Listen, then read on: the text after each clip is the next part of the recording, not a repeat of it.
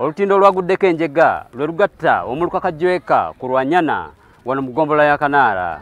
Ekiyanja kino ekigatta omuluka gwa Kajweka ne Lwanyana mu Gombola ya Kanaala mu disitulikiti ya Ntoroko kyetondawo oluvannyuma lw'amataba agasalako Gombola ya Kanaala era abantu badde batambulira ku kitindo ky'emiti ekyateekebwawo omuntu wa bulijjo ebbanga eriise. Wabula oluvannyuma lw'ebbanga ekitindo kino kyakaddiwa era ne kigwamu nga kati abantu badde beeyambisa bwato okusomoka okudda ku luuyi olulala. Olw'amataba gano waliwo amasomero ga primary okuli Lwangaala ne Umoja agaasengulwa ne gatwalibwa ku lukalu mu weema ezaabaweebwa ekitongole ki UNICEF kisobozesa okusoma okugenda mu maaso. Mu mboozi tuzze tukulaga ku ngeri abayizi gye batawanamu okutuuka ku masomero olw'amataba mubaddemu obuzibu bw'okuyita ku ntindo z'emiti enkolerere n'okusaabaliranga ku bwato obutono ekiteeka obulamu bwabwe mu matigga. Kati olunaku lw'eggulo waliwo eryabbidde n'abayizi 11 wabula abadduukirize basobodde okutaasaako abayizi 9 bokka nga 2 ne gye buli eno bakyabuze.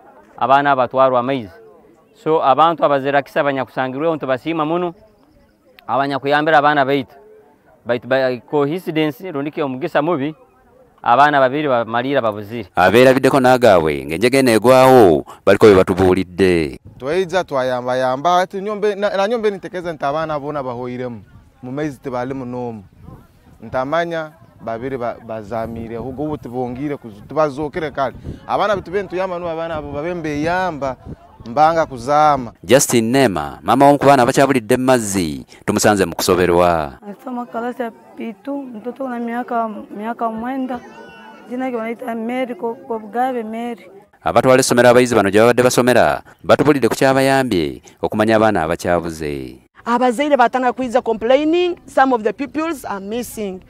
That's when tuheka haruti ya mbere bakwambukira twakoma enkaito zabo hamaizi eruguru twakoma ebitabo byabo so abaana babiri babere babuzire. Ono ayagala gavumenti eveeyo okuyamba abaana bano okulaba nga batuuka ku ssomero nga tebafunye buzibu bwonna kibasobozesa okusoma obulungi. So ntusaba government kuiza kututeeraho either olutindo oba kuteeraho amaato g'amaani kuba abaana bano basobolaga kwambuka because it is a big number around 200 pupils. Omuyiggo gw'okuzuula emirambo gy'abayizi ababbidde gukyagenda mu maaso. Zaidi tuko na koma bako na kwenda bapako najikumbuka sisi hapa katunateseka.